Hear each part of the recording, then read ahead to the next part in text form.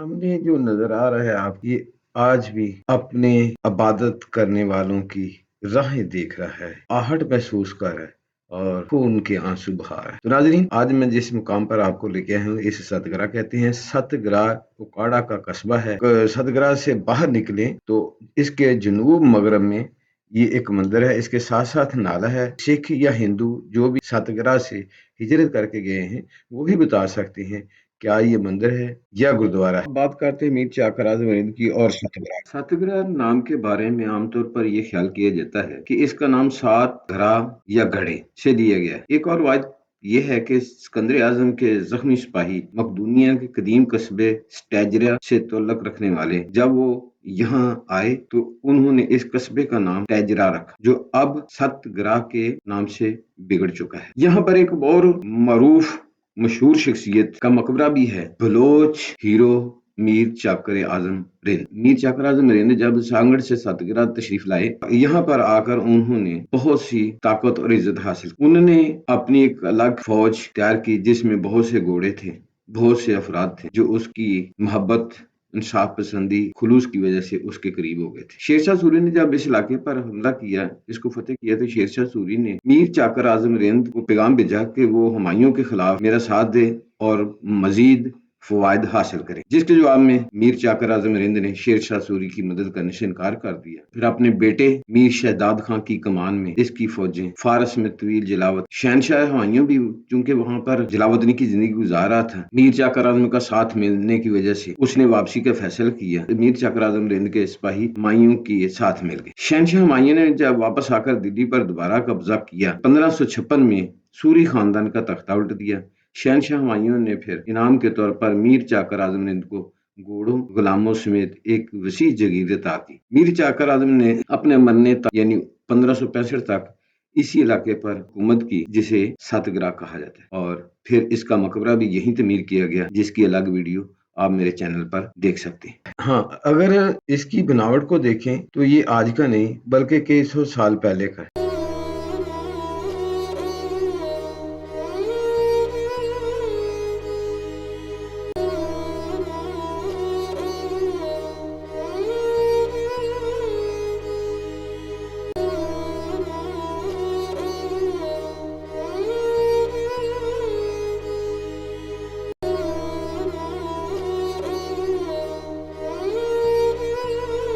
ऐसे बनी हुई है जैसे लोग ये बहुत ज्यादा अमीर थे इस इलाका के रहने वाले, तो उन्होंने इस तालाब को बड़ा खूबसूरत बनाया था और जहां पर आके तो इसके साथ बिल्कुल ये वाला एक तालाब है। अगर इस तालाब की कंडीशन को देखा जाए, इस अभी तक इसके निशानात बाकी हैं। ये सामने जो आपको नजर आ रहा है राहदारी, मुमकिन है सीढ़ियां उतर कर नीचे तो यहाँ पर स्नान करते थे।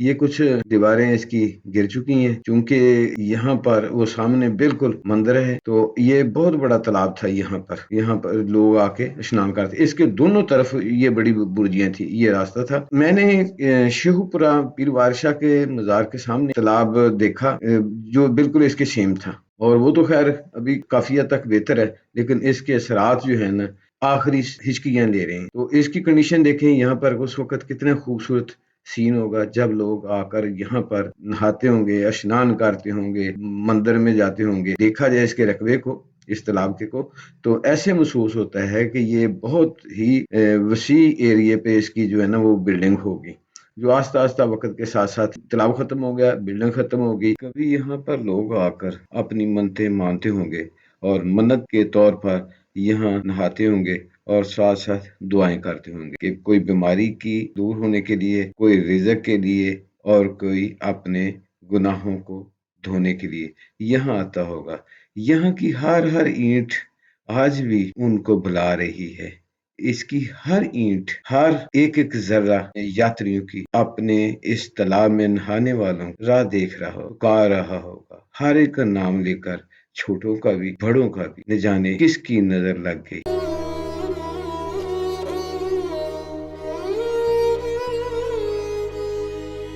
हमारे बाइकर साथी भी आ गए हैं, सामने पहुंच चुके हैं।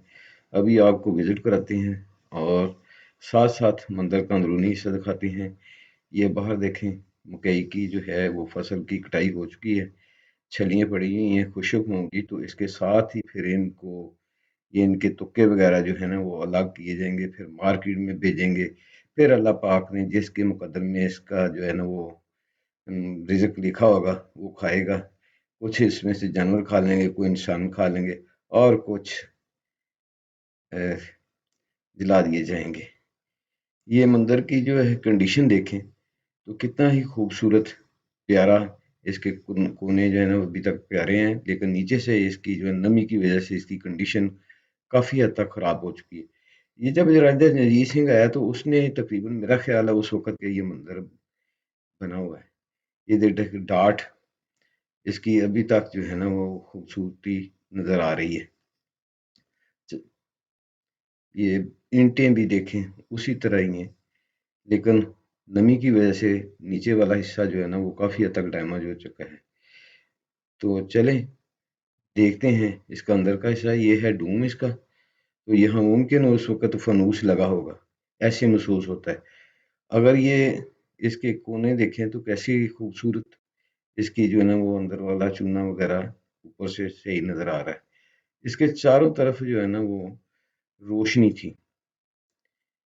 तो ये चारों तरफ अलमारी बनी हुई हैं। अगर ऐसे के सेंटर में यहाँ देखें तो ऐसे महसूस होता है कि यहाँ मुमकिन है ग्रंथ साहब रखी होगी, या फिर यहाँ किसी की समाधि होगी या बुत रखा होगा। तो ये इसकी जो कंडीशन है ऐसे ही महसूस हो रहा है। सेंटर में देखा जाए ये गड़ा सा है, मुमकिन है यहाँ पत्थर वगैरह ये मूर्ति होगी। ये फिर सेंटर साइडों पे चिराग जलाने के लिए ये जगह बनाई गई हैं जगह। और इसी तरह ये बाहर की तरफ देखें तो काफ़ी हद तक जो है ना वो अब भी इसके ऊपर से निशाना तो काफ़ी खूबसूरत है, नीचे से ये खस्ता हाली का शिकार हो चुका है और टूट-फूट के और आवाज़ें दे रहा है अपने पुजारियों, अपने इस मंदिर में रहने वालों को। तो दोस्तों, ये आप दुनिया के जिस खित्ते से इस मंदिर को देख रहे हैं, आपसे इल्तिमास है कि इसके बारे में थोड़ा-सा बता दें। मंदिर चो भगवान बाहर आ गए जी।